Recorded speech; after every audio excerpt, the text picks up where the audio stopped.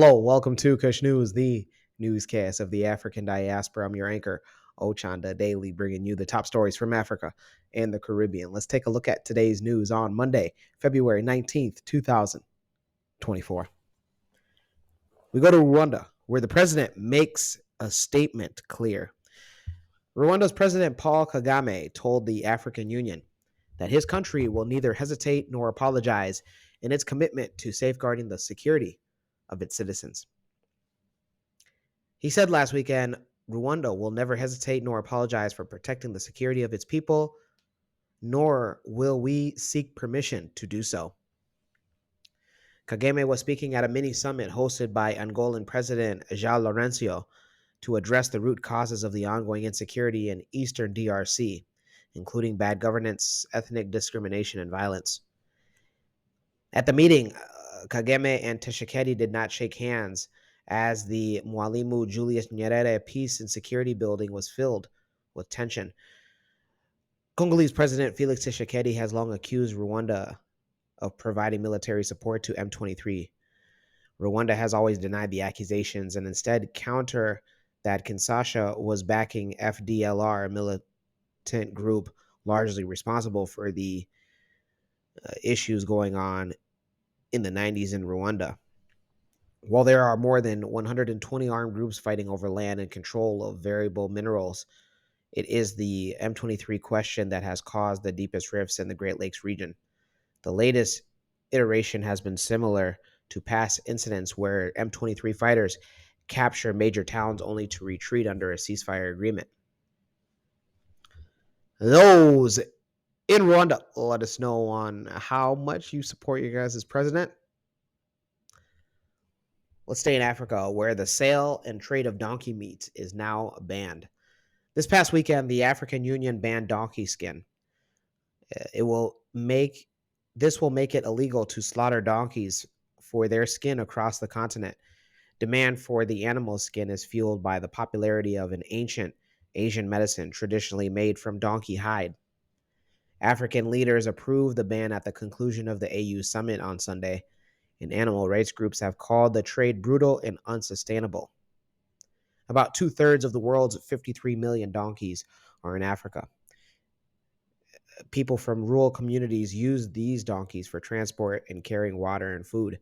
One recent study in Ethiopia had that set out to measure the economic value of donkeys, and it showed that owning just one could mean the difference between poverty and a modest livelihood.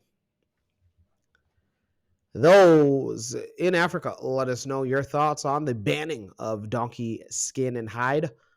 Pretty awesome indeed.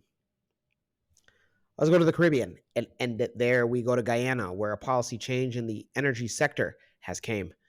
On Monday, Guyanese President Dr. Irfan Ali urged investors to look beyond the traditional oil and energy sector and follow his administration's policy shift, placing emphasis on supply chain mechanisms for the holistic development of the entire Caribbean community. Development in Guyana, especially in the energy sector, must and will benefit the region.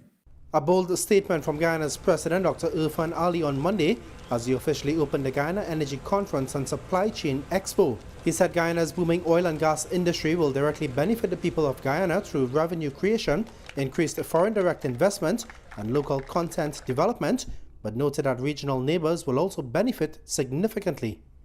I ask all the gas value chain participants today and in the future to work closely together with a common objective of developing Guyana's gas now to ensure the maximum value from our gas resources, ensuring the future development of Guyana and prosperity of all Guyanese and the region as a whole.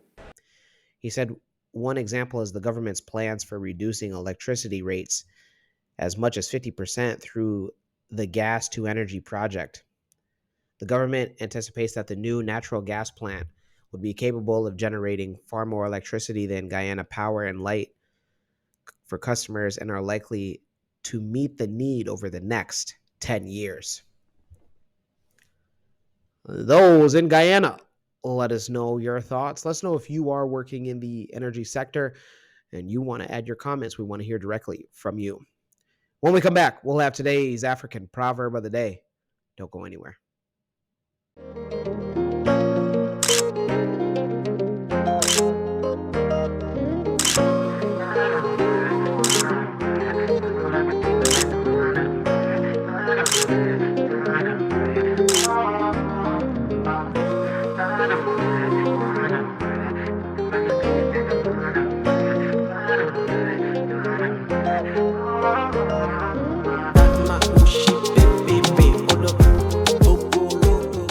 Welcome back. Let's take a look at today's African proverb of the day, and it comes to us from Baganda.